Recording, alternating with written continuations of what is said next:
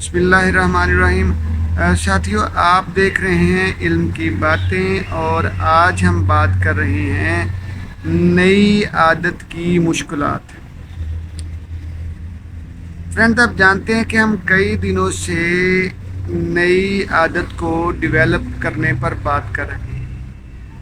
ہم نے اس سے پہلے آپ سے یہ بھی کہا کہ آپ اپنا پارٹنر تلاش کریں، اپنی نئی عادت کو ڈیولپ کرنے کے لیے اعلان کر دیں، اور آج ہم نے یہ بات کی، آج ہم جو بات کر رہے ہیں وہ یہ کہ آپ اپنی نئی عادت کی مشکلات تحریر کریں، مشکلات بیان کریں۔ دیکھو ساتھیو، جب بھی آپ کوئی نیا کام کرتے ہو، کوئی نئی چیز اپناتے ہو، تو ظاہر اس میں کوئی نہ کوئی جو تبدیلیاں کرتے ہوئے مشکلات آنی ہے نا، یہ نیچرل کام ہے، نیچرل بات ہے، ٹھیک ہے نا۔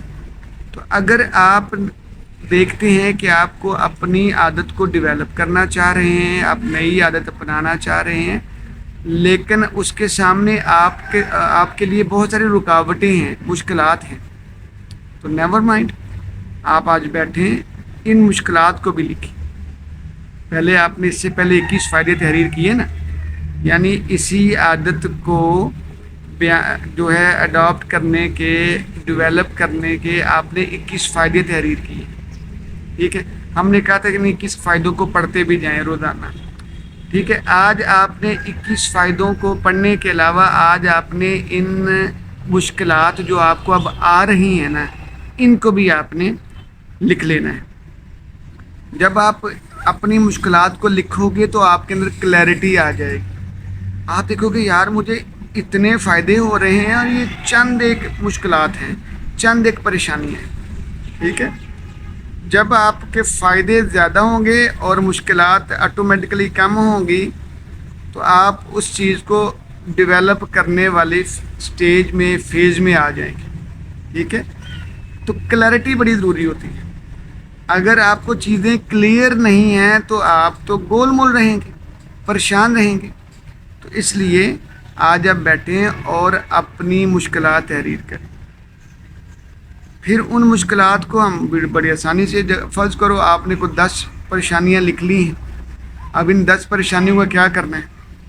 کچھ پریشانیاں تو ایسی ہیں کہ جو آپ نے صرف ان پر بیٹھنا ہی ہے، ان کو سوچنا ہی ہے تو وہ حل ہونا شروع ہو جائیں گے، کیونکہ ماڈرن سائیکالوجی، یہ بھی ایک بڑی کمال بات ہے، ماڈرن سائیکالوجی یہ کہتی ہے کہ اگر آپ کسی کا مسئلے کو، کسی پرابلم کو حل کرنے کے لیے بیٹھ جاتے ہیں، مسئلے کا حل کرنا شروع کر دیتے ہیں، تو آدھا مسئلہ تو وہیں پہ حل ہو جاتا ہے، ٹھیک۔ یعنی 50% مسئلہ تو تب ہی حل ہو جاتا ہے جب آپ اس مسئلے کو حل کرنے والے ایٹیٹیوڈ کے ساتھ اس مسئلے کو ڈیل کرنا شروع کر دیتے ہیں۔ باقی 50% رہ گیا، وہ آپ نے کوشش کرنی ہے تو حل ہو جائے گا انشاءاللہ، ٹھیک۔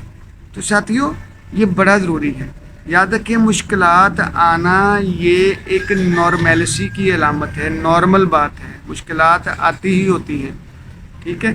نئی چیزیں ہیں تو مشکلات بھی نہیں ہوں گی، ٹھیک ہے۔